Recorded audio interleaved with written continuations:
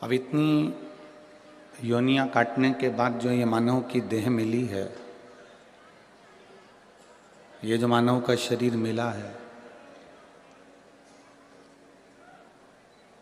अगर हम और आप इसको व्यर्थ में यूं ही गवा दें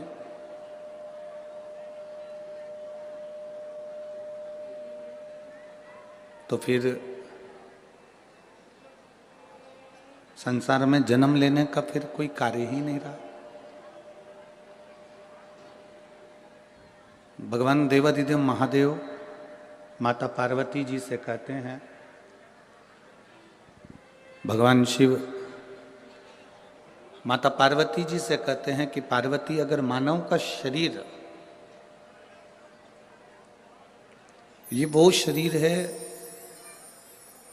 जिस शरीर को पाने के बाद में हम पूर्व में जितने जितने हमने पाप किए होते हैं, जितने जितने हमने गलत कर्म किए होते हैं, जितने जितने हमने बेकार कर्म किए होते हैं, वो सारे के सारे कर्म हम केवल मानव का शरीर प्राप्त कर कर और भगवान का नाम लेकर इस शरीर के द्वारा भगवत भजन कर कर उस पूर्व के किए हुए सारे पापों को हम एक क्षण में समाप्त कर जाते हैं। वो केवल एक मानव का शरीर है और उसका भजन है।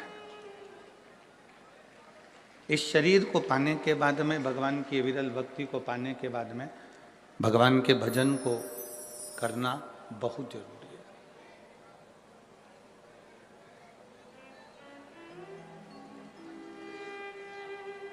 हाँ,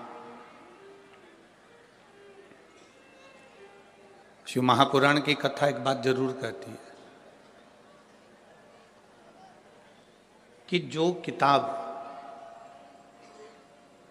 हमको समझ में नहीं आती है, जो किताब हमको समझ में ना आए, उस किताब को कम से कम 2 बार 3 बार 4 बार उसको पढ़िए।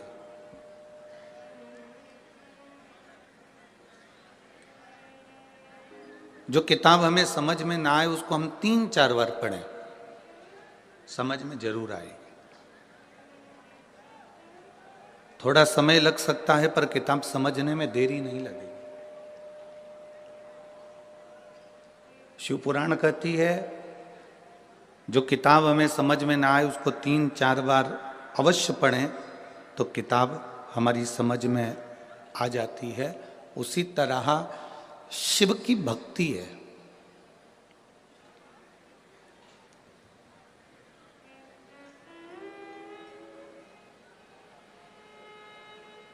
उसी तरह भगवान शंकर की अविरल भक्ति है, भगवान का भजन है, स्मरण है। मान लो आपके चित्त में, आपकी वृत्ति में, आपके मन में अगर शंकर की भक्ति विराजमान हो ही नहीं रही है, आप अथक प्रयास कर लें, आपने बहुत प्रयास करा पर शिव भक्ति हमारे भीतर प्रवेश ही नहीं कर रही है, तो जैसे किताब समझ में नहीं आती तो 2-3 बार पढ़ा जाए तो किताब समझ में आ जाती है, उसी तरह 2 या 3 बार शिव महापुराण की कथा को भले टीवी पर सुनो, मोबाइल पर सुनो, चाहे पंडाल में सुनो, 1 बार 2 बार 3 बार अगर शंकर की कथा को हमने अपने भीतर उतार लिया तो शिव का साक्षीकरण, शंकर का दर्शन हमारे सम्मुख में हो ही जाता है, ये निश्चित है।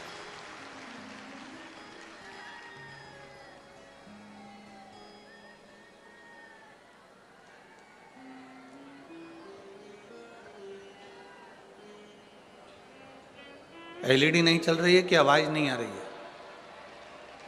आवाज नहीं जा रही है।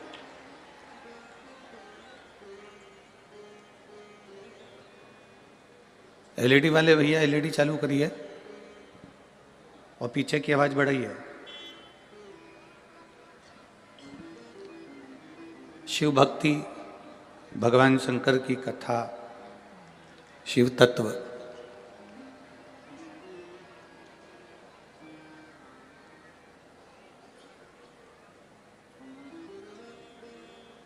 भगवान शिव की कथा ये भगवान को प्राप्त करने का एक साधन है।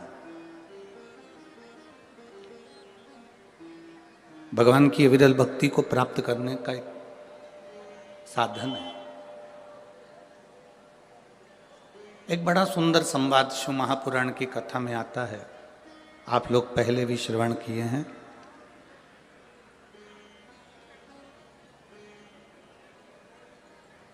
भगवान ब्रह्मा जी के मन में एक संशय उत्पन्न हो गया।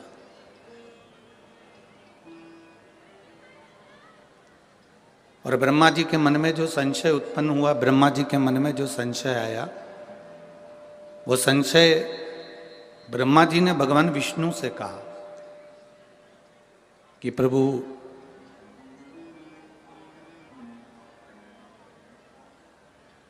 मुझे मेरे पिता का नाम मालूम है। ब्रह्मा जी कहते हैं कि मैं भगवान विष्णु की नाभि से प्रकट हुआ हूं, इसलिए मुझे मालूम है कि मेरे पिता भगवान विष्णु हैं।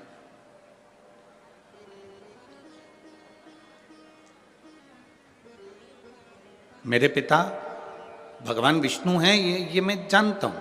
ये ब्रह्मा जी कह रहे हैं कि मुझे मेरे पिता का नाम मालूम है कि मेरे पिता भगवान विष्णु हैं, क्योंकि मैं कमल के पुष्प पर नाभि से प्रकट हुआ।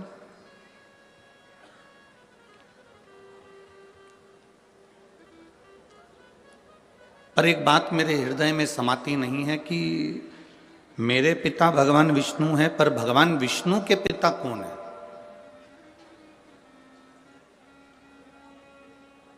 भगवान नारायण के पिता का नाम मैं नहीं जानता, मेरे दादाजी का नाम मैं नहीं जानता। भगवान ब्रह्मदेव कह रहे हैं ये बात, भगवान ब्रह्मा जी कह रहे हैं।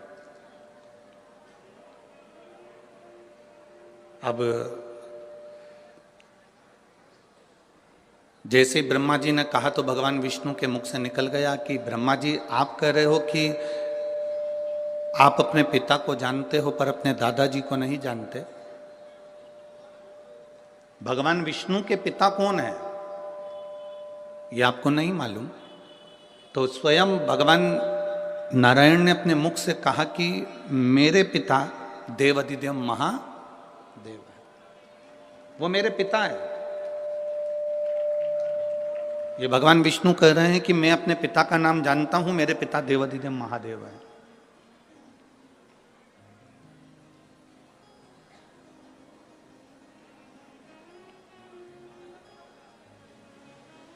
कहा, मैं आपके पिताजी का दर्शन इसी क्षण करना चाहता हूं और उनसे पूछना चाहता हूं, क्या भगवान नारायण को आपने प्रकट किया?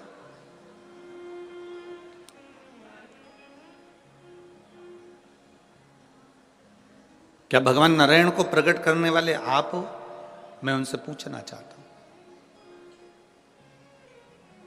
शिव महापुराण की कथा कहती है कि शिव की कथा और मनुष्य की व्यथा, ये दोनों का अंत कभी नहीं हो सकता, ये निरंतर चलती ही रहती है।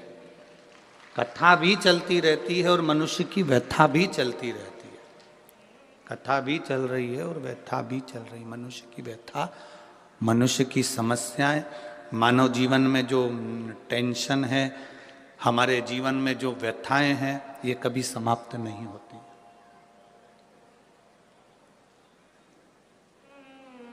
दुनिया के कई लोग ऐसे हैं जो व्यथा को समाप्त करने के लिए कई बाबाओं के चक्कर में पड़ जाते हैं।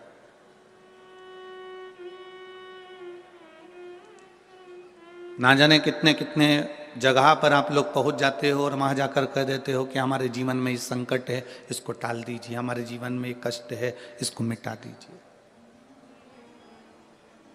शिव महापुराण की कथा कहती है, हमें किसी आडंबर की ओर, अंधविश्वास की ओर हमें नहीं जाना। ऐसा संसार में कोई नहीं जन्मा जिसके जीवन में दुख नहीं आया।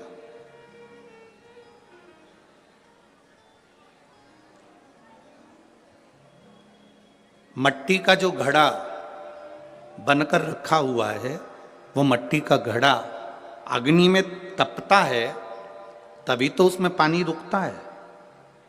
अगर मट्टी के घड़े को अग्नि में नहीं तपाया जाएगा, मट्टी के घड़े को अगर अग्नि में नहीं तपाएंगे तो उसमें पानी नहीं भर सकते। वो घड़े में पानी डालोगे तो घड़ा टूट जाएगा। घड़े में अगर पानी भरना है, मट्टी के घड़े में अगर जल भरना है तो घड़े को तपना पड़ेगा। घड़ा तपेगा तब उसमें पानी भराएगा। और अगर वो घड़ा तपा नहीं है, ऐसे कैसे ही रखा हुआ है, बस मट्टी का तुमने घड़ा बना लिया, उसको अग्नि में नहीं तपाया, तो उसमें पानी की बूंद पड़ेगी, पानी पड़ेगा और वो गलकर नीचे गिर जाएगा। घड़ा तपता है तब उसमें पानी ठहरता है। दुख जब जिंदगी में आता है तो ये हमको तपाता है। क्यों तपाता है? क्योंकि दुख हमको जो दिया जाता है वो हमें तपाने का काम करता है। और जब हम अच्छे से तप जाते हैं उसके बाद में जो सुख आता है तो हमारे इस मन में, बुद्धि में, चित्त में वो सुख टिक पाता है। नहीं तो अगर हम कच्चे घड़े होते तो सुख भी बिखर कर गिर जाते।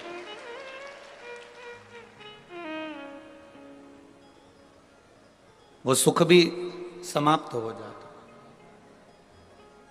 क्या राम जी की जिंदगी में दुख नहीं आया? क्या भगवान कृष्ण के जीवन में दुख नहीं आया?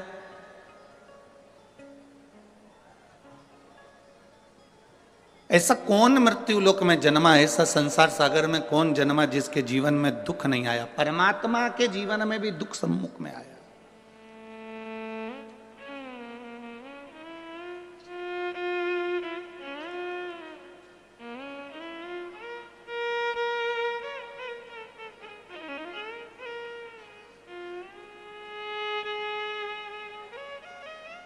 एक बात हमने बहुत पहले कथा में कही थी, आपके स्मरण में अगर होगा, जितने लोग टीवी पर कथा सुनते होंगे उनके स्मरण में होगा।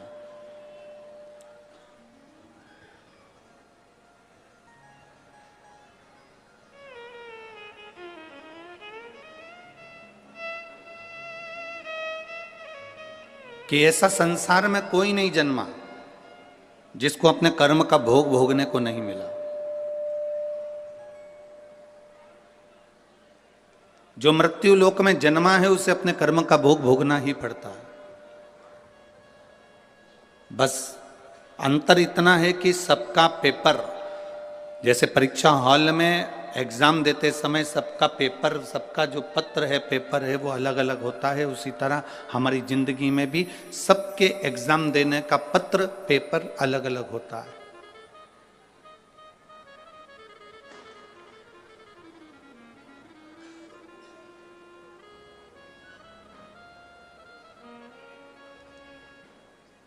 आप माता पिता की सुने ना सुने, आप गुरु की सुने ना सुने, आप भगवान को प्रणाम करें ना करें, आप मंदिर जाएं ना जाएं, आप सत्संग में जाएं ना जाएं, आप किसी गुरुवाणी को स्मरण करें ना करें, पर इतना जरूर याद रखना कि अपने कर्म का भोग मनुष्य को भोगना जरूर पड़ता है। उसको कोई नहीं टाल सकता। अब कोई कह दे कि गुरुजी हमारे जीवन में ये संकट है, हमारे जीवन में ये दुख है और हम बड़े दुखी हैं, तो तुम एक बात का स्मरण करिए, कई लोग तुम्हारे दुख के चक्कर में तुम्हारा फायदा उठाने का प्रयास करेंगे।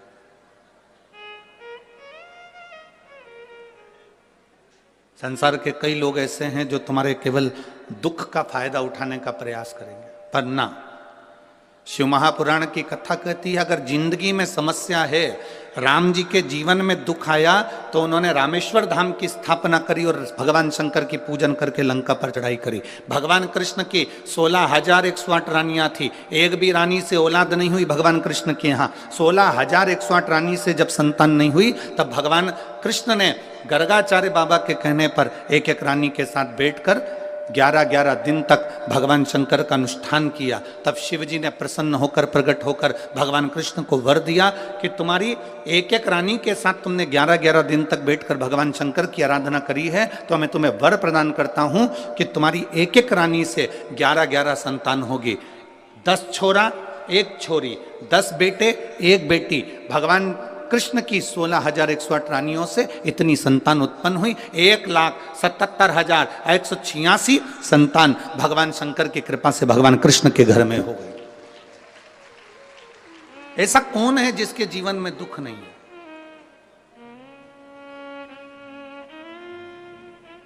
ऐसा कौन है जिसके जीवन में कभी तकलीफ नहीं आई? आती है, कष्ट आता है, रोग आता है, बीमारी आती है, दुख आता है, पर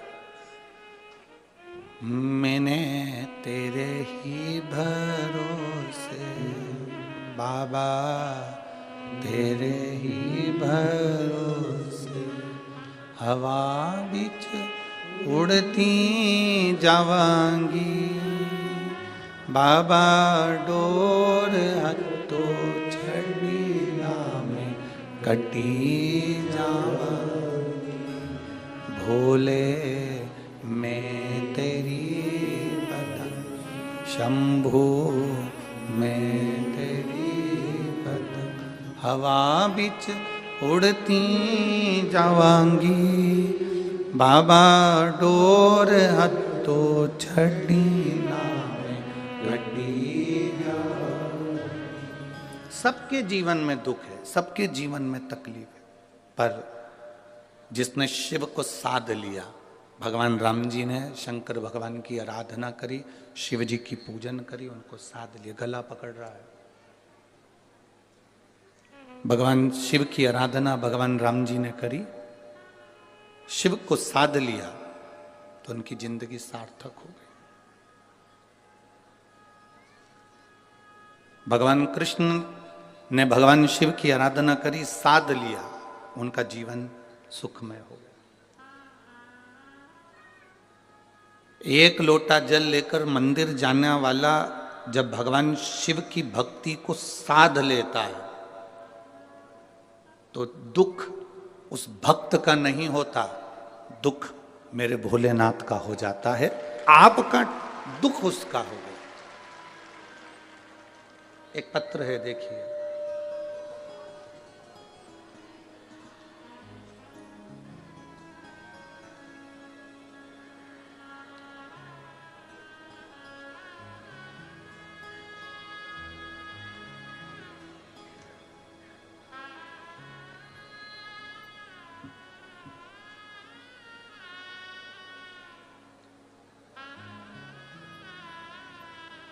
मेरा नाम प्रीति शर्मा, गांव रोडी,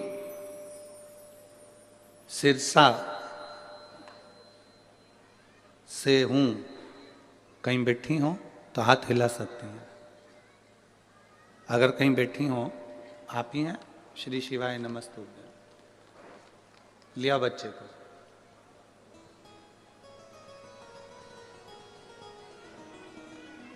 गुरुदेव, मेरा नाम प्रीति शर्मा है, गांव रोडी, सिरसा से हूं। मेरी शादी को कई साल निकल गए, इंतजार करते करते करते करते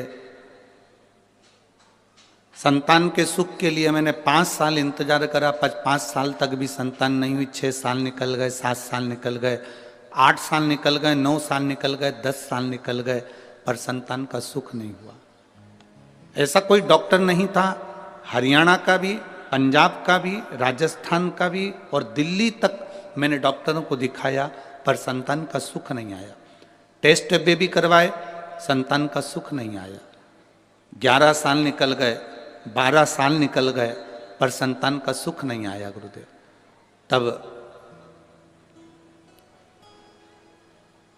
मेरे जीजाजी ने बताया कि, मेरे जीजाजी का नाम संदीप शर्मा है, उन्होंने बताया कि टीवी पर कथा आती है, एक बार तू आसन बिछा के दिल से बाबा देवादिदेव महादेव की कथा को श्रवण कर।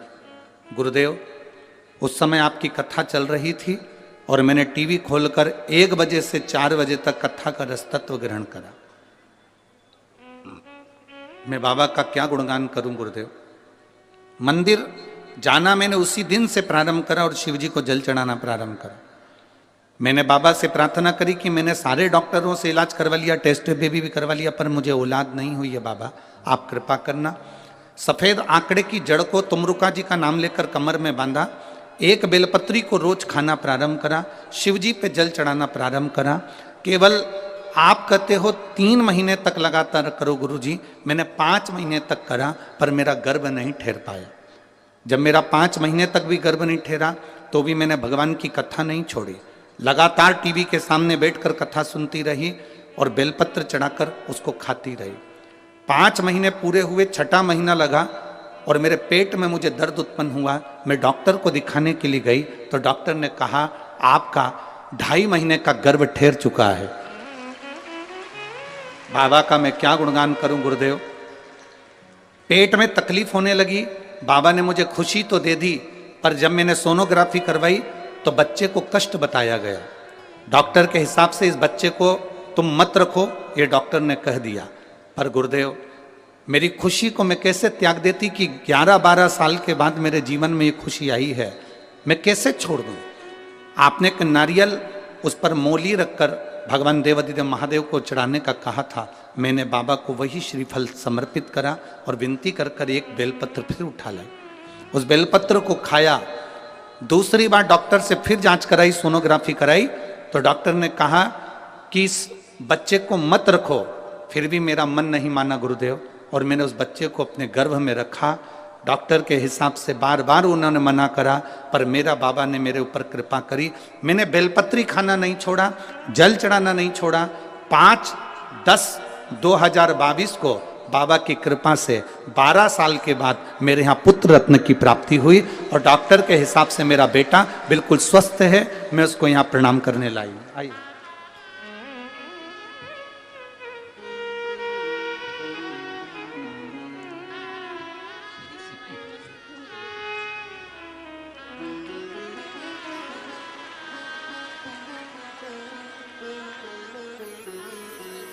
प्रणाम करो।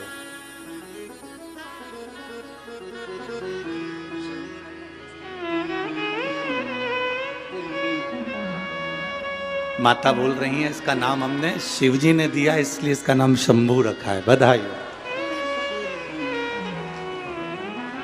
अरे तेरा ही दिया मैंने खाया पिया है, तेरा शुक्रिया है, तेरा शुक्रिया है। मुझे भोले बाबा ने बहुत दे दिया है, तेरा शुक्रिया है, तेरा शुक्रिया।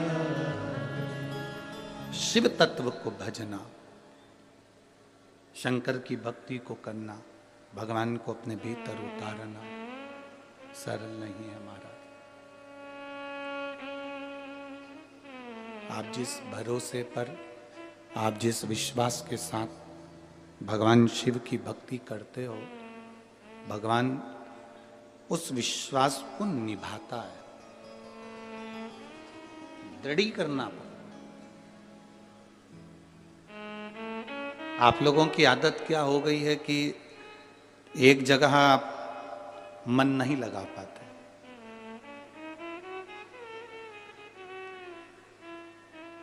एक गुरुजी ने 2 चेले को भेजा कि मुझे प्यास लगी है, पानी लेकर आ और कुआं खोद के लाना। एक चेला कुआं खोदता गया, 15-20 फीट कुआं खोदा, उसमें पानी नहीं निकला। उसने दूसरा कुआं खोदा, उसमें पानी नहीं निकला। तीसरा कुआं खोदा, उसमें पानी नहीं निकला। चौथा कुआं खोदा, उसमें पानी नहीं निकला। और एक चेला कुएं को खोदता गया, खोदता गया, खोदता गया, आखिरी में उसमें पानी निकला। वो गुरुजी के लिए लेकर आ गया। वो गुरुजी के लिए जल लेकर आ गया। एक चेला 15 फीट यहाँ कुआं खोदा, 20 फीट वहां खोदा, 25 फीट वहां खोदा, 60 फीट वहां खोदा, 100 फीट वहां खोदा, 200 फीट वहां खोदा, 300 फीट वहां खोदा, पानी नहीं निकला। और एक शिष्य ने एक ही जगह पर नीचे तक खोदता गया, खोदता गया, खोदता गया, पानी तो निकलेगा ना। बस आपको भी ये कथा अपने भीतर उतार लेना है। हमारी आदत पड़ गई है, यहाँ से काम नहीं हुआ वहां पहुंच, यहाँ से नहीं हुआ वहां पहुंच गए, वहां से नहीं हुआ वहां पहुंच गए। 25 जगह कुएं खोद लिए पर पानी नहीं निकला। आपसे निवेदन है, एक ही जगह दिल लगा लेते, एक ही जगह भगवान की भक्ति में इतना चित्त, इतना विश्वास पक्का कर लेते तो कुएं में से पानी निकल ही जाता, ये निश्चित है। आप भरोसा दृढ़ करो ना, आप विश्वास पक्का करो, आपका दृढ़ता पक्की करो, विश्वास पक्का करिए, भरोसा पक्का करिए। और जितना जितना विश्वास पक्का होगा, जितना जितना भरोसा पक्का होगा, उतना उतना शिव तुम्हारे करीब में होगा,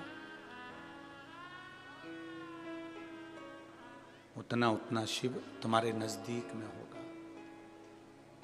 आप भरोसे को दृढ़ बनाने का प्रयास करो। भगवान विष्णु से पूछा, भगवान ब्रह्मा जी ने, तुम्हारे पिता शिव जी हैं? हाँ। मैं कैसे मान लूं कि तुम्हारे पिता शिव जी हैं? कई लोग आपको मिलेंगे और कहेंगे एक लोटा जल चढ़ाने से क्या सारी समस्या का हल हो सकता है? क्यों नहीं? मानो तो मैं गंगा मां हूं और ना मानो तो बहता पानी। आप मानोगे तो गंगा है, ना मानोगे तो बहता हुआ पानी है।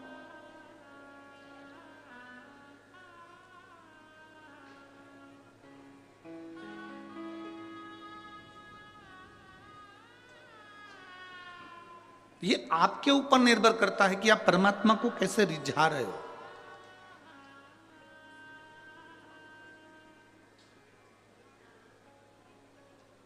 महाराज,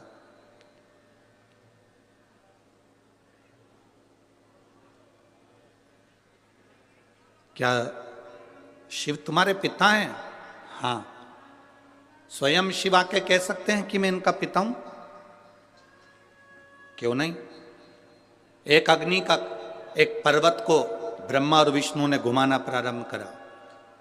ब्रह्मा और विष्णु ने जैसे ही पर्वत को घुमाया तो उसमें से एक अग्नि का खंभ प्रकट होया, जिसको लिंग की आकृति जैसा था, शिवलिंग की एक आकृति जैसा था।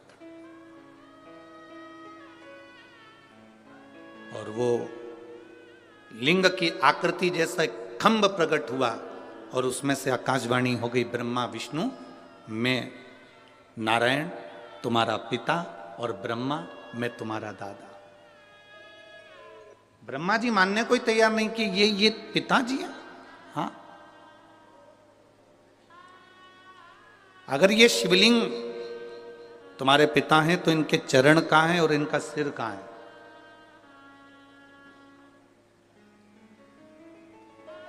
जिस शिवालय में आप जल चढ़ाने के लिए जाते हो, जिस शंकर जी के मंदिर में आप जल चढ़ाने के लिए जाते हो, उस शंकर जी के शिवलिंग में कोई तुमसे पूछे कि इसका चरण कहां है, इसका सिर कहां है, तो आप बता नहीं सकते, क्योंकि शिव महापुराण की कथा कहती है कि एक एक कण कण में, एक एक कण कण के अंदर मेरा शंकर का वासा है। तुम्हारी मर्जी पड़े जहां से तुम उसको प्रणाम कर लो, वो वहीं से प्रकट होकर तुमको दर्शन दे देता है। उसको उसका स्थान नहीं ढूंढा जाता कि आगे कहां पीछे कहां।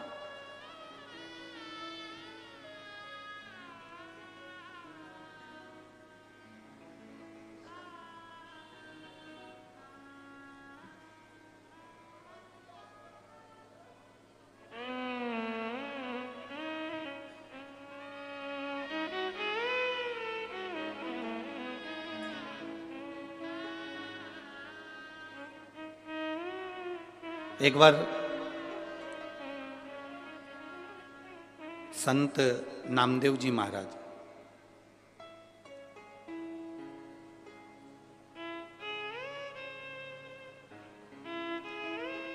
ये पंजाब की पवित्र भूमि पर आ गए।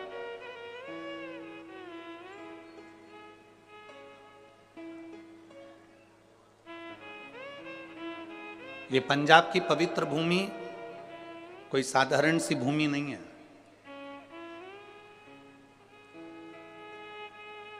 शंकर भगवान को अगर प्राप्त करना है, बद्रीनाथ हो, केदारनाथ हो, कैलाश पर्वत हो, श्री खंडेश्वर महादेव हो, केदारेश्वर महादेव हो, भगवान शिव की प्राप्ति अगर करना हो तो ये पंजाब की भूमि कोई साधारण भूमि नहीं है, संतों की पवित्र भूमि है और यहां से शंकर की यात्रा प्रारंभ होती है। यहां से शिव की प्राप्ति का केंद्र बिंदु है ये पंजाब की धरा।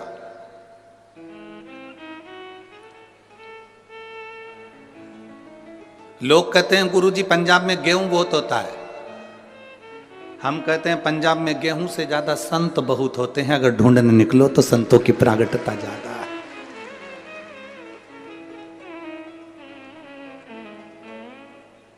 महाराष्ट्र में जन्मे हुए नामदेव जी महाराज, महाराष्ट्र में बड़े हुए नामदेव जी महाराज कई वर्ष इस पंजाब की भूमि पर निकाले हैं। नामदेव जी महाराज, गुरु नानक देव जी से उनका मिलन हुआ और गुरु नानक देव जी से जब मिलन हुआ तो नामदेव जी उस समय पर गुरु मंत्र नहीं लिए हुए थे। नामदेव जी का उस समय पर गुरु मंत्र नहीं हुआ था। अब गुरु नानक देव जी से उनका मिलना हुआ और गुरु नानक देव जी तो हम कहते हैं कि जो संत होता है ना, जो गुरु होता है ना, जो साधु होता है, वो शिव का एक रूप होता है। हम कहते हैं गुरु नानक देव जी भी शंकर का एक स्वरूप, शिव का एक रूप। बैठे हुए थे अड़भंग आनंद से। शिव ने करा क्या है? भगवान शंकर ने दुनिया से कुछ नहीं लिया, दुनिया के लोगों को दिया। आज भी गुरु नानक देव को मानने वाले जितने सिख समाज के लोग हैं, जितने सिख धर्म के लोग हैं, ये दुनिया से लेना नहीं जानते, ये दुनिया को देना जानते हैं। आज भी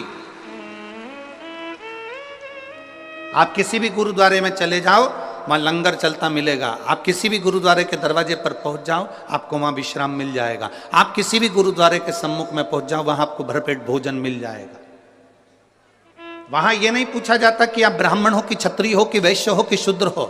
वहां तो गुरु के दरवाजे पर आ गए, मतलब गुरु के आप बनकर आए हो, मतलब गुरु के हो आप। वहां यह नहीं पूछा जाएगा कि आप ब्राह्मण हो कि क्षत्रिय हो कि वैश्य हो कि शूद्र हो।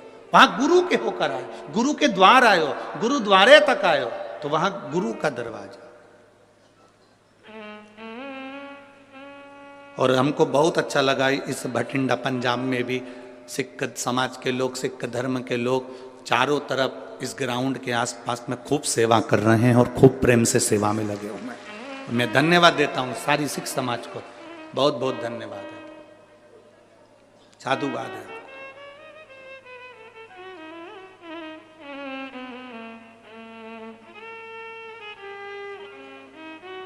और ऐसी शिव भक्ति हमने आज तक नहीं देखी जो शिव भक्ति का दर्शन हमने भटिंडा पंजाब में किया है। देखिए, सारी सूचना, हम तो बाहर निकलते नहीं हैं और आपको भी मालूम होगा 3-4 दिन हम किसी से मिलते नहीं। हमारे ये यजमान परिवार से भी पूछना, जिस कमरे में हम हैं उस कमरे में हमारा भजन है, हमारे भोलेनाथ की सेवा, ठाकुर जी की सेवा, अपना पाठ, पूजन, स्मरण। यजमान परिवार से भी हम नहीं मिलते कि उनसे मिलना हो हमारा नाम भजन। 3-4 दिन किसी से नहीं। पर जब जजमान, जितने लोग यहाँ आते हैं कथा सुनने वाले, इनके रिश्तेदार जब यहाँ के फोटो, वीडियो और अन्य बातें लिखकर सीहोर भेजते हैं ऑफिस में, तो वहाँ मालूम पड़ता है। फिर वहाँ से सूचना आशीष जी के पास आती है, फिर आशीष हमको बताते हैं कि गुरुजी, इस भटिंडा के जहाँ कथा स्थल है इसके आसपास में जितनी होटलें बनी हुई है, उन होटलों में भी होटल के मालिकों ने अपनी अपनी होटलें खोल दी और मात्र 100-200 रुपये में रहो भी, खाओ भी, सो भी, स्नान भी करो, गर्म पानी भी दे रहे हो और व्यवस्था भी दे रहे हो। इतने मैं भटिंडा पंजाब के एक एक भक्तों को, शिव भक्तों को बहुत बहुत साधुवाद देता हूं कि आपकी भक्ति बड़ी विचित्र है, बड़ी भक्ति विचित्र। ये प्रेरणा है संपूर्ण विश्व के लिए, ये प्रेरणा है संपूर्ण भारतवासियों के लिए। कमाने के लिए जिंदगी पड़ी है, पूरे जीवन सुबह 9 बजे से लेकर रात्रि को 10 बजे तक अपनी दुकान पर बैठकर कमाओगे, आखिरी में अपनी पत्नी और बच्चों को देकर जाओगे और इतना बड़ा फोटो दीवार पे टंगा जाएगा और उसमें होएगा जाएगा कुछ नहीं, केवल स्माइल देते मिलोगे और प्लास्टिक के फूल की माला तुम्हारे ऊपर टंगी होगी। पर जिसने शिव के भक्त इतने आए हैं और उनकी सेवा, भले तुमने हाथ जोड़कर एक अन्न का निवाला भी अगर किसी के मुख में दिया है तो समझ लेना कि 33 कोटि देवताओं का पेट भर दिया है, सारे संत साधु गुरुजन का पेट भर दिया। करो सेवा, करो।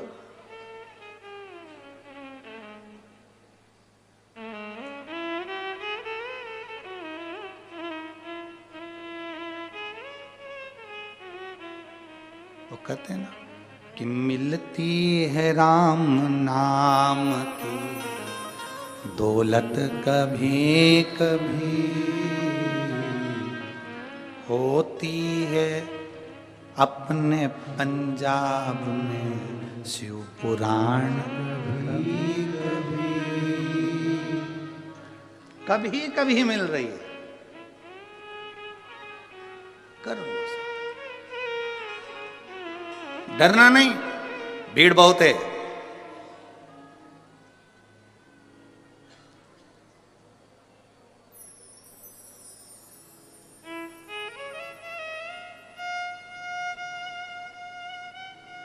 कल कोई कह रहा तो गुरुजी हमारे भटिंडा में आज तक जाम नहीं लगा और तुम्हारी कथा हुई और पहले दिन जाम लग गया।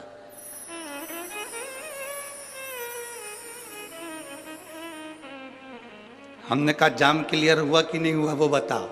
हुआ, धीरे धीरे हुआ। क्लियर तो हो गया ना? हो गया। आराम से ना, बिल्कुल आराम से। हमने उनसे कहा तुम चिंता मत करो, भोलेनाथ की कथा अगर थोड़ा बहुत जाम लगाती है तो ये बताती है कि तेरी जिंदगी भी ऐसी जाम चल रही थी पर मैं क्लियर कर दूंगा, तो चिंता मत करना, तो टेंशन मत ले। शिव तत्व को जान, भगवान शंकर की भक्ति कर, घबराना नहीं है। भीड़ बहुत है, बहुत ट्रैफिक है, ना ना ना, उसके दरवाजे तक जाना मेरा काम है और मेरी बिगड़ी बनाना तेरा काम। हम पहुंच गए उसके द्वार तक, फिर उसकी मर्जी।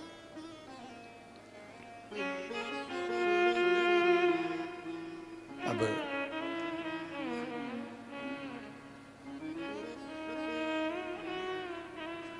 कहा महाराज बड़ी बोल्ड आवाज है, भगवान बड़ी कृपा है। कहा भगवान देवादिदेव महादेव प्रकट होकर कहते हैं कि ब्रह्मा तुम मेरे पोते हो और भगवान विष्णु तुम मेरे पुत्र हो, तुम मेरे बेटे हो। शिवलिंग का कोई सिर दिखता है क्या? नहीं। शिवलिंग का कोई चरण दिखता है क्या? नहीं। संत नामदेव जी ने गुरु नानक देव जी से भेंट करी और भेंट करी तो गुरु नानक देव जी आराम से लेटे हुए थे, विश्राम कर रहे थे और संत नामदेव जी आए तो उठ के बैठ गए। दोनों की भेंट हो गई, दो संत आज मिल गए। गुरु नानक देव जी ने पूछ लिया नामदेव जी से, आपने गुरु मंत्र लिया है? नहीं, अभी नहीं लिया। मतलब आप भटक रहे हो। अगर गुरु मंत्र तुम्हारा हुआ होता तो तुम भटकते नहीं। गुरु नानक देव जी ने विश्वा थिएटर जी के पास में नामदेव जी को भेज दिया।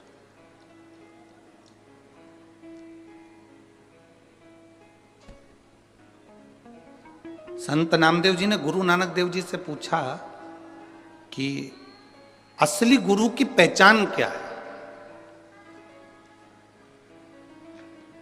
असली संत की पहचान क्या है? गुरु नानक देव जी ने 3 चीजें संत नामदेव जी को बताई है कि असली संत, असली गुरु की पहचान। असली गुरु, असली संत 3 चीजों से दूर रहता है।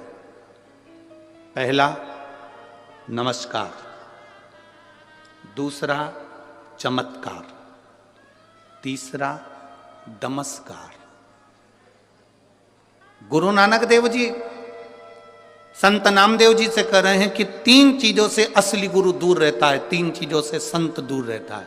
पहले नंबर पर जम के बोलो जरा भटिंडा वालों, नमस्कार।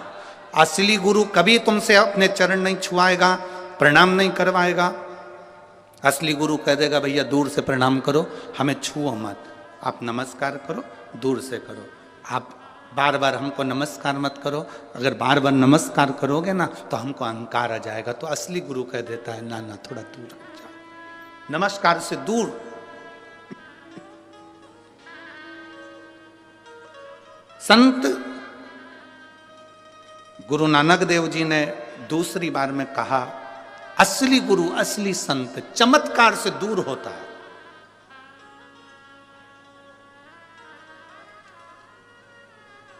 असली गुरु कभी चमत्कार नहीं करता, असली संत कभी चमत्कार नहीं करता।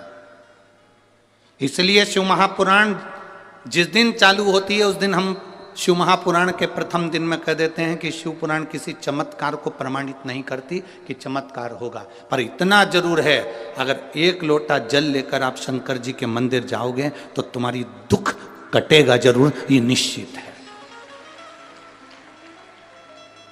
आज तक इस पुराण ने ये नहीं कहा कि ये चमत्कार हुआ या ये आप शंकर, अगर इनके घर में 12 साल के बाद बच्चा हुआ है तो ये शंकर को भजा है इन्होंने, शिव महापुराण को सुना है इन्होंने, शिव जी के मंदिर गई हैं, ये स्वयं जाकर बेलपत्र चढ़ाया है, स्वयं जाकर भगवान शंकर की भक्ति करी है, इसलिए 12 साल के बाद संतान। एक पत्र में एक बहन ने लिखा,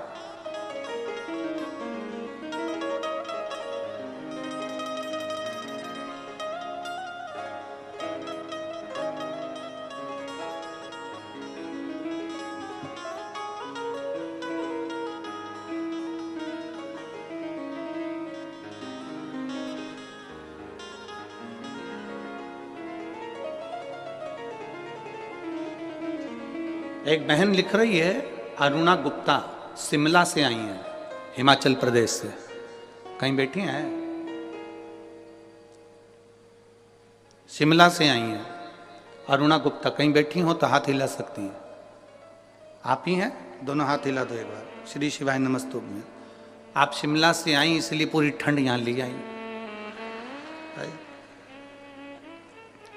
11 साल से, एक बार वापिस हाथ हिलाओ, श्री शिवाय नमस्तुभ्यं। मैं शिमला से आई हूँ, मेरा नाम अरुणा गुप्ता है, मैं शिमला हिमाचल प्रदेश से हूँ। 11 साल से गेहूं नहीं खा सकती थी मैं, क्योंकि गेहूं मेरे को खून नहीं बनने देता था, तो मेरा गेहूं छूटा हुआ था, अन्न मेरा छूटा हुआ था, एक अन्न का दाना भी मेरे मुंह में नहीं जाता था। केवल शिव महापुराण की कथा सुनकर मैंने पशुपति व्रत किया। मैंने उस दिन भगवान को रोटी बनाकर गेहूं की और उसमें शक्कर गुड़ मिलाकर भगवान को, पशुपति नाथ को 3 हिस्से का जो प्रसाद चढ़ता है वो ही चढ़ाया और बाबा से प्रार्थना करी। 11 साल से मैंने अन्न को ग्रहण नहीं करा है और मेरी शरीर ठीक नहीं है, तू मुझे संभाल ले बाबा। मैं कभी जिंदगी में गेहूं नहीं खा सकती, जो नहीं खा सकती ये डॉक्टर के हिसाब से मुझे बताया गया, पर आप कृपा करेंगे सब होगा। और बाबा का मैं क्या गुणगान करूं गुरुदेव। पहली बार प्रसाद का एक हिस्सा मैं लेकर घर आई और वो मैंने खाया, और मेरे बाबा ने जिस दिन से मुझे वो अन्न खिलाया उस दिन से मेरा शरीर ठीक है। मैं बाबा को यहाँ प्रणाम करने के लिए आई। बैठिए, श्री शिवाय नमस्तुभ्यं, बैठिए। 11 वर्ष तक मैंने अन्न नहीं खाया था, 11 साल तक मैं अन्न को नहीं छू पाई, पर बाबा बाबा,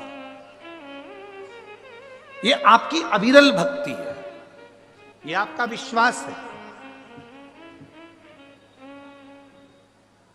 आप जितना भरोसा शिव पर करेंगे, ये चमत्कार नहीं है, ये इसको हम चमत्कार नहीं कहते, इसको कहते हैं आपका विश्वास दृढ़ होना, आपका भरोसा दृढ़ होना, आपकी श्रद्धा दृढ़ होना।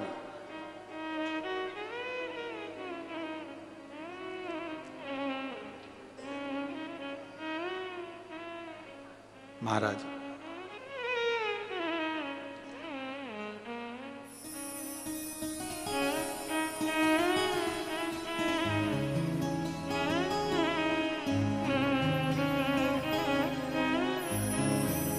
ये भक्ति की दृढ़ता है, ये विश्वास की दृढ़ता है आपकी।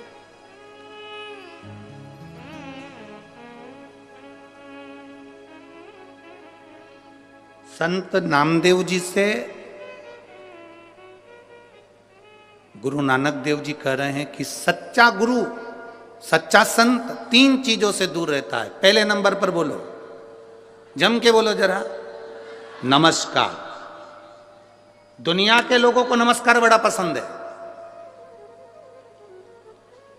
और केवल दुनिया के लोगों को नहीं, भगवान शंकर के ससुर को भी नमस्कार पसंद था। दक्ष प्रजापति को शंकर जी बैठे थे, भोले भाले बैठे थे, सभा लगी थी, दक्ष प्रजापति आए, शंकर जी नहीं देख पाए। कोई जरूरी है कि तुम्हारे सारे दामाद इंजीनियर और डॉक्टर हो? कोई कोई दामाद भोला भाला भी होता है, सरल सहज। एक व्यक्ति से डॉक्टर साहब ने कहा कि देखो तुम्हारे को शुगर बहुत है, शुगर की जांच करते रिया करो रोज हो। वो व्यक्ति बेचारा रोज रात्रि को उठता, किचन में जाता, रसोई घर में शक्कर का डब्बा खोलता, वापिस बंद कर देता। एक दिन उसकी बीवी ने पूछा, तुम रात्रि को कहां चले जाते हो उठ उठ के? कहां गए थे? ये बार बार किचन में क्यों जाते हो, रसोई घर में, और शक्कर का डब्बा खोल के जाते हो? क्या देखते हो वहां जाके? डॉक्टर ने कहा था शुगर चेक करते रिया करो, इसलिए मैं चेक करता हूं। क्या चेक करते हो? है कि नहीं है?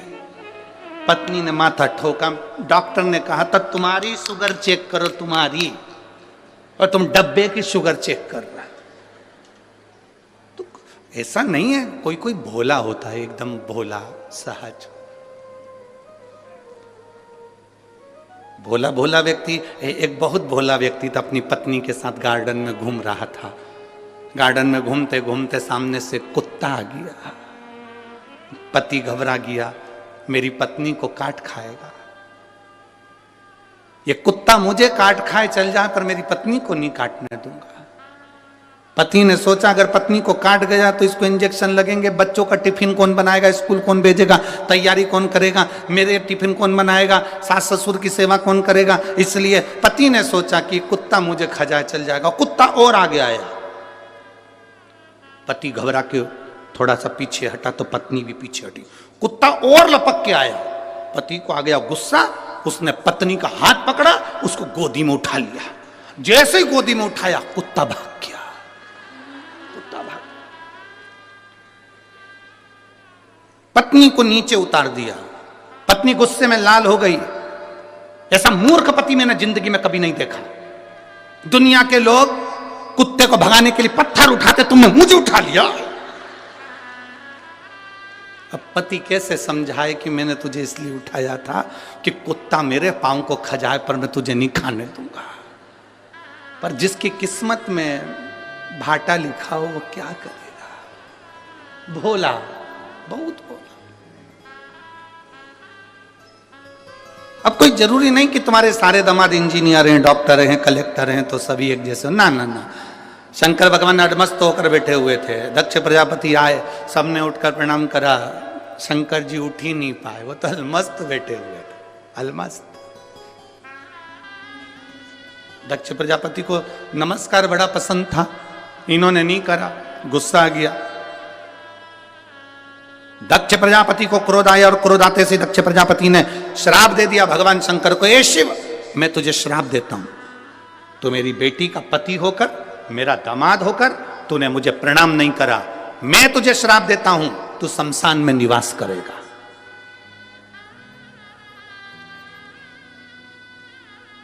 मेरा श्राप है तुझे, तू शमशान में निवास करेगा।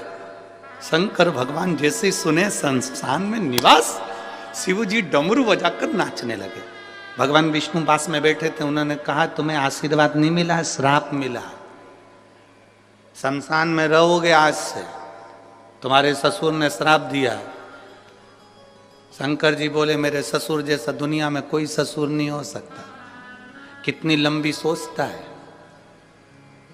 उसको मालूम है दामाद बिल्कुल सीधा साधा है, और कहीं प्लाट देता और मैं मकान बना लेता तो कोई कब्जा कर लेता, शमशान में कौन बनाएगा? इसलिए मेरे ससुर ने मुझे प्लाट भी शमशान में दिया, ऐसी जगह जहां कोई कब्जा नहीं कर सकता। भगवान विष्णु ने माथा ठोका, भोलेनाथ तुम सही में भोलेनाथ हो। श्राप मिलने के बाद भी खुश। किसी किसी को नमस्कार प्रिय है। गुरु नानक देव जी ने नामदेव जी से कहा कि संत के 3 लक्षण हैं और 3 लक्षणों पर जिसका स्मरण करिए। पहला, संत गुरु नमस्कार से दूर होता है, दूर।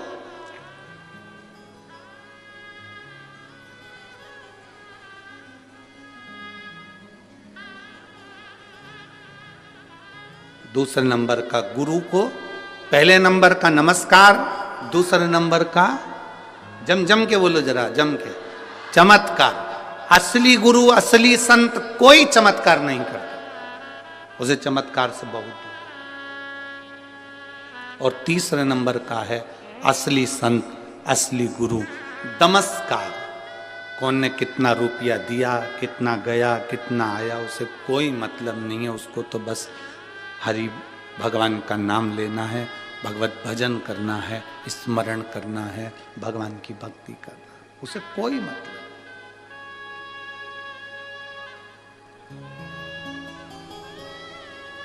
और जब भगवान की अविरल भक्ति,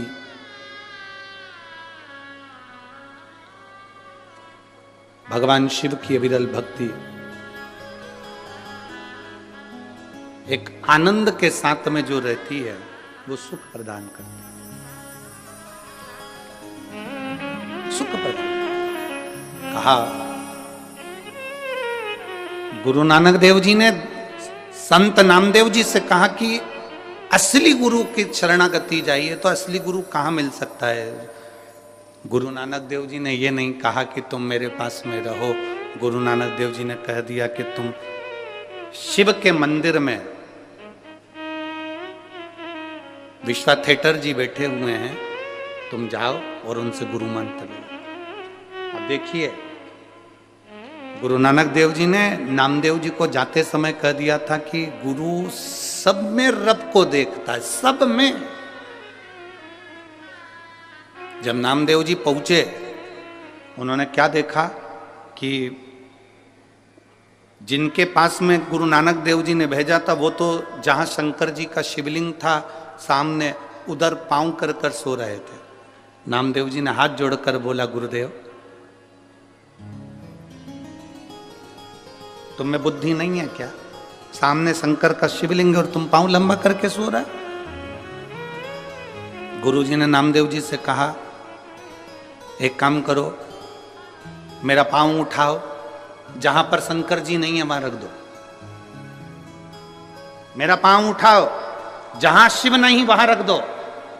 गुरु नानक देव जी ने कहकर भेजा था कि तुझ में, मुझ में, सब में रब समाया है। गुरु नानक देव जी ने कहकर बेटा भेजा था नामदेव जी को। नामदेव जी समझ नहीं पाए थे। मेरे पांव को उठाओ, जहां शिव नहीं वहां पर मेरा पांव रख दिया जाए। चरण उठाकर नामदेव जी महाराज जहां पर विश्वा थिएटर जी का पांव रखते थे, वहां पर शंकर का शिवलिंग सामने नजर आने लगता था।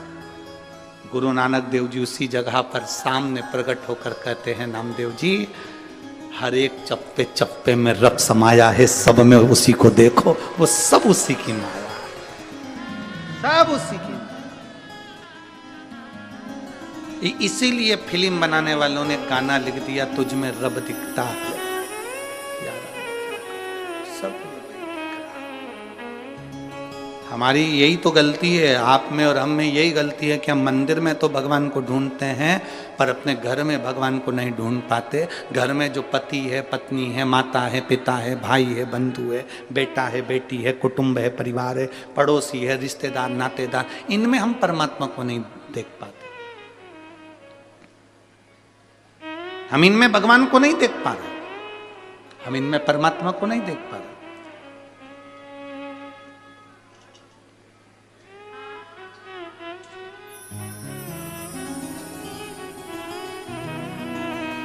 हम दूसरी जगह देख रहे हैं। जैसे एक बार यमराज पृथ्वी पर आ गए और एक लड़के को लेने के लिए यमराज आए। उसका अंतिम समय चल रहा था, उसकी अंतिम सांस थी, अंतिम क्षण था, आज उसकी फाइल समाप्त होना थी और यमराज ने आते सी कह दिया।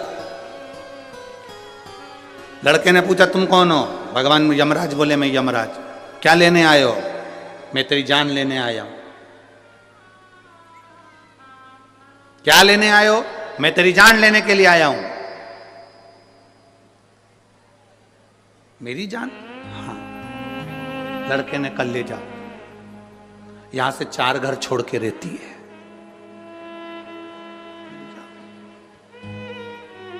यमराज बोला मैं तेरे प्राण लेने आया हूं। प्राण मेरे? हाँ। 4 दिन से मेरे प्राण वही खा रही, ले जा।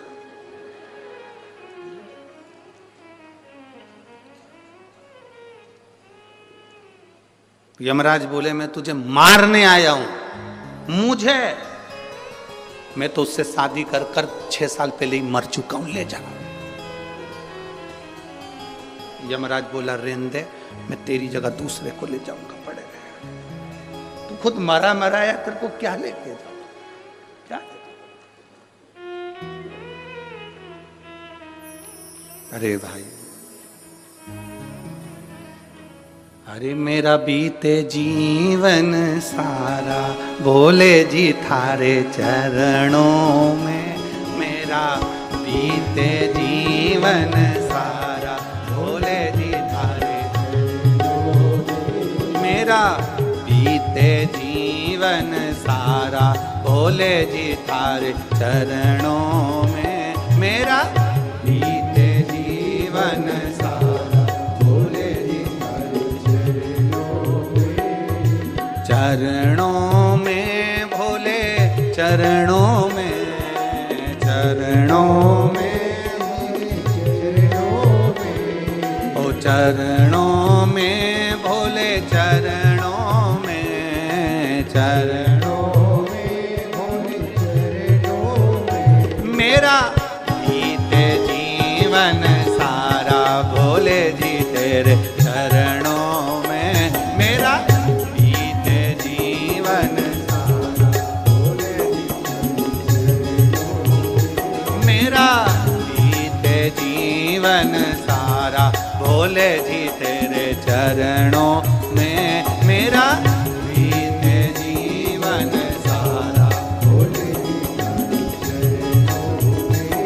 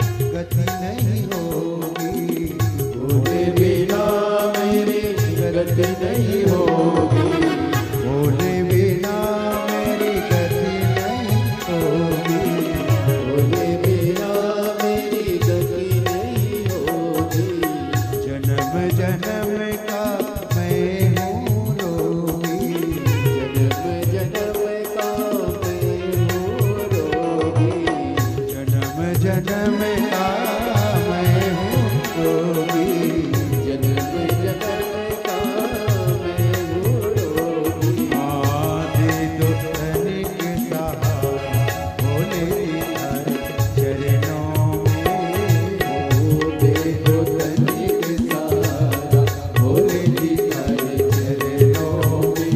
मेरा बीते जीवन सारा भोले जी तेरे चरणों में, मेरा बीते जीवन सारा भोले जी चरणों में, चरणों में थारे चरणों में, चरणों में थारे चरणों में, ओ चरणों में थारे चरणों में, चरणों में तारे चरणों में। मेरा बीते जीवन सारा भोले जी तेरे चरणों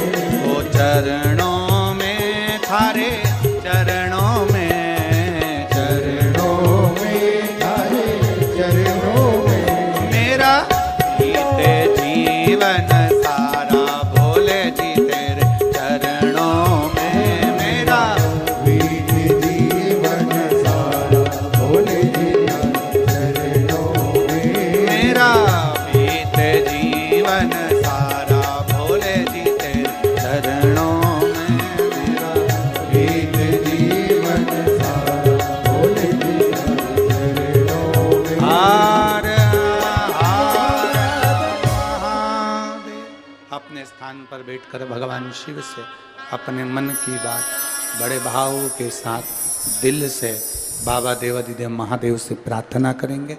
जहाँ जगह मिले वहाँ बैठकर भगवान देवाधिदेव महादेव से अपने मन की बात कहें। कार्यकर्ता भी जहाँ जगह मिल जाए वहाँ बैठें और भाव से बाबा से प्रार्थना करें। बार बार अपने भटिंडा में शिव पुराण की कथा नहीं होती, इसलिए दिल से कहने का मौका मिला है। भाव से प्रार्थना करेंगे, दिल से कहेंगे, वो श्रवण करेंगे। जहां जगह मिले वहां बैठकर बोलिए, बड़े भाव के साथ में कहें। श्री शिवा नमस्तुभ्यं। श्री शिवाय नमस्तुभ्यं। श्री शिवाय नमस्तुभ्यं।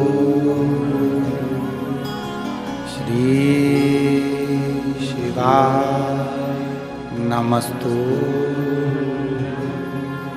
श्री शिवाय नमस्तुभ्यं। भोला सब दुख काटो मार, ओ भोला सब दुख काटो मार। शिव शंकर जपूं तेरी माला, भोले बाबा जपूं तेरी माला। भोला सब दुख काटो मारा, ओ भोला सब दुख काटो मारा। वेश है मंगल मंगलकारी, वेश है मंगल मंगलकारी। शमशान वासी हमारा, शमशान वासी हमारा। ओ भोला सब दुख काटो मारा, ओ भोला सब दुख काटो। शिव कथा कह रही है, भगवान शंकर का संवाद कर रहा है, शिव महापुराण की कथा कर रही। भगवान भोलेनाथ प्रकट होकर ब्रह्मा और विष्णु को दर्शन दिए, फिर भी ब्रह्मा जी मानने को तैयार नहीं किए भगवान नारायण के पिता हैं, फिर भी नहीं मान रहे।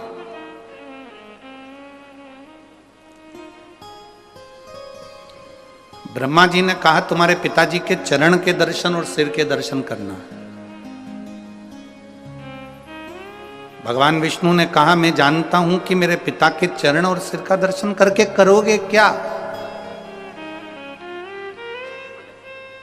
चरण दर्शन करने के लिए भगवान विष्णु चरणों में चले गए पाताल लोक में। शीश का दर्शन करने के लिए भगवान ब्रह्मा ऊपर की ओर चले गए। भगवान विष्णु को तो मालूम था कि शंकर के शिवलिंग का चरण नहीं मिल सकता। बहुत सारे भ्रम फैलाने वाले दुनिया में लोग मिलेंगे, तुमसे कहेंगे शंकर जी कहाँ से प्रकट हुए, उनका मुख कहाँ है, शिवलिंग का चरण कहाँ है, शिवलिंग की पूजन का क्या महत्व है, शंकर की पूजन का क्या फल है। हंसते हैं लोग। आग लगे बस्ती में, अपन रहो मस्ती में।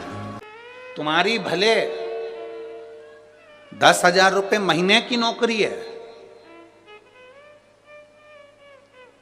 तुम्हारी पत्नी वो मिलेगी जो 10,000 रुपए महीने की नौकरी को भी एडजस्ट कर लेगी।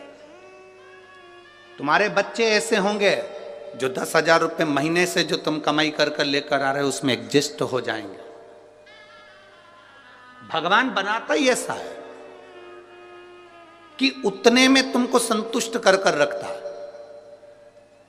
पर जब तुम गलत मार्ग पर जाने लगते हो, किसी गलत स्त्री के संग में आ गए, किसी गलत नारी के संग में आ गए, मदिरा पीने वाले के संग में आ गए, जुआ खेलने वाले के संग में आ गए, व्यसन में डूबने वाले के संग में आ जाते हो, तो फिर भगवान का दिया हुआ वो 10,000 रुपये महीने की नौकरी तुम्हें कम लगने लगती है और तुम कहीं ना कहीं से पैसा बहुत कमाना चाहते हो।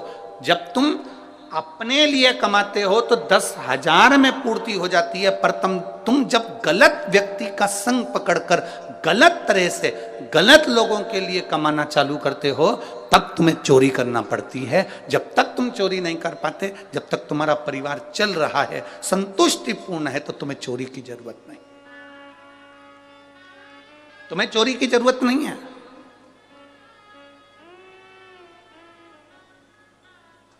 देवराज बहुत अच्छा था, उसकी पत्नी अच्छी थी, उसके बच्चे अच्छे थे, पर देवराज एक वेश्या के संग में पड़ गया, एक गलत स्त्री का संग पड़ गया देवराज को। और वो गलत स्त्री का संग ऐसा पड़ गया कि उस स्त्री ने कह दिया कि मुझे जो रानी के गले में हार पड़ा हुआ